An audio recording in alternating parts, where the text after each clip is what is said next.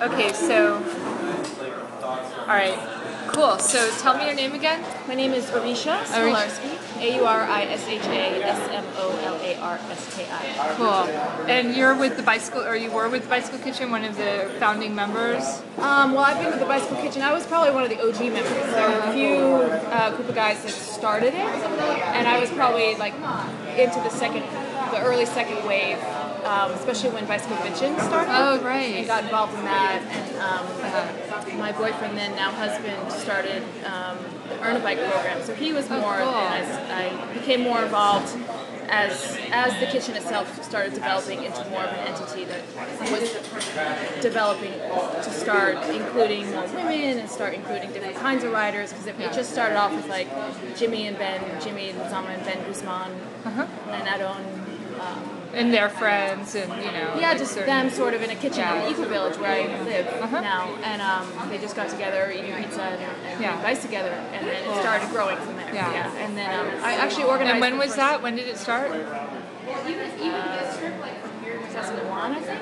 What? 2001. Wow, that's a while ago. So like 10 years ago. And then you started. Maybe not 2001. I don't have the date. 2005, 2004. I don't have the something date. like that. And then, but you started Bicycle Bitchin'.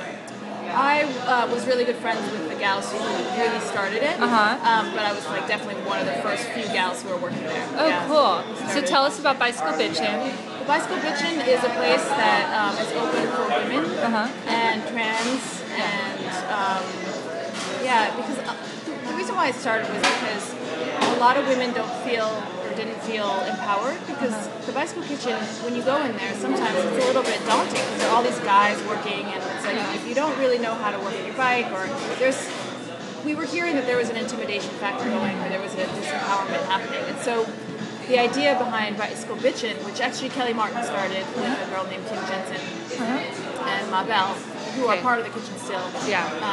Kelly is probably still around today. I've probably seen her because I've gone in there a couple times on regular nights to work on my bike. Yes, so she's definitely one of the founding ladies of Bicycle Bitchin'. Cool. And it was really to give a space for women to be themselves and to feel empowered, and also to just feel like they could help each other. So it was like women who started, and we all taught ourselves. How to wrench, and it wasn't like always being taught by a guy. So it really started eliminating a little bit of that imbalance. So now Bitchin's on every Monday. Cool. Yeah. All right. So tell me about sort of the LA bike scene, like how you've seen it evolve over the past few years. Because I've lived here off and on most of my adult life, and it just seems to me like more and more people are riding, which is great. And everyone thinks of LA as car culture. And I see it starting to evolve outside of the sort of midnight ride as alternative culture, and going more into the mainstream, particularly being valuable for people who can't afford to drive. And it's something that, how do you see it evolving, and what do you think it'll take for it to really break into the mainstream? Well, that's a very layered question, but I'll start with how I've seen it evolve in the last couple of years. I think that the social rides had a really big part of bringing people together in one place and helping get people more comfortable to get on their bikes. So Midnight Riders, Critical Mass. And Critical Mass, there were different Critical Masses throughout the city. So one in West Side, one in sort of mid-city, starting in Wilshire. And people would come from out of town, especially to join in on Midnight Riders, and that was a really big, I think, one of the bigger things that happened to bring people together. I think Bicycle Kitchen had a really big impact also. We are now seeing other different DIY bike shops throughout the city, and so that's creating a space that anyone can ride a bike, anyone can fix their bike. So it's really, and it's like all ages. So I think that also helped it. And I think recently I was also working at the LA County Bicycle Coalition, where we did a lot of advocacy. So that has also stepped it up in the last 2-3 years in terms of just going to public council meetings, going to sort of knocking on the doors of City Hall and not allowing DOT to say no to us anymore, and being like, hey, we need more infrastructure on the streets. We need to be considered as a viable means of transportation. And so all of those kind of components coming together has, I think, really helped to make the beginnings and the middle. I feel like we've seen triple-fold the amount of bikes in the street now.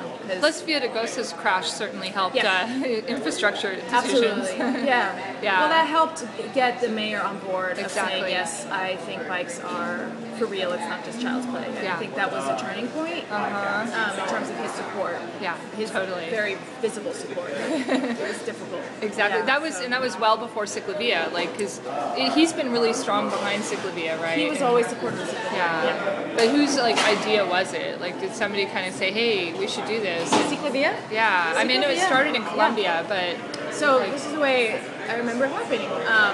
There were two people named Adonia and Bobby, Adonia Lugo and Bobby Gata, who came to the Eco Village, and I was working at the LACBC, and they were talking about CicLAvia, and we were sort of talking about CicLAvia on a board and stuff like that, and I was like, oh my god, you guys are amazing, you know so much about it, come to our board. Yeah. And so they came to our board and started talking about what they knew about CicLAvia, and that was when a committee was formed. So basically those guys started a committee, which then brought in other volunteers, from LACBC and beyond. I mean, a lot of other volunteers that started just coming in. So CicLAvia was actually, like, in a way, birthed at LACBC, but then grew into its own entity, as you see now. And LACBC is the LA County Bicycle Coalition? Yes.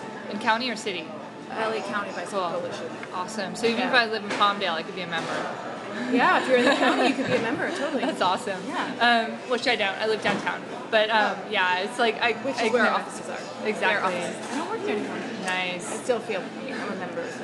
Yeah. I'm supposed to be volunteering today, but I can't find their table. Yeah. And so then, as far as like breaking into the mainstream, you know, I mean, I'm as a motorcyclist, I'm always thinking that if we just had more people riding motorcycles, it would be safer and people wouldn't be so scared to ride. Yeah. And I'm sure it's the same with bicycling.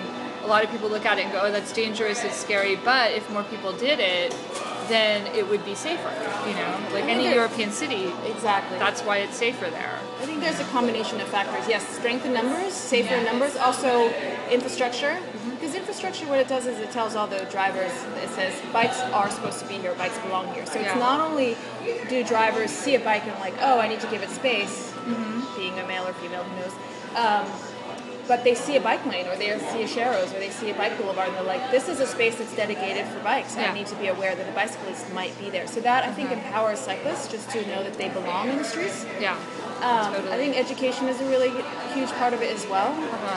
Billboards, things like that. LACBC recently did a Give Me 3 campaign where we had the mayor and we worked with Midnight Riders as well on this. And so you might have seen some posters on the street, which was first, you know, like trying to get some education on the street where it's visible for where cars are. It's like, give us 3 feet of space, people. Yeah, I've seen those. Yeah. So we worked with a really, big designer, Jeff McFetridge, to do that. And that was a really great collaboration between different entities.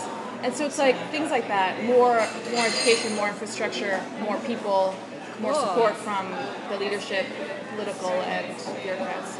Cool. Thank you so much. Yeah, I'll let you eat now.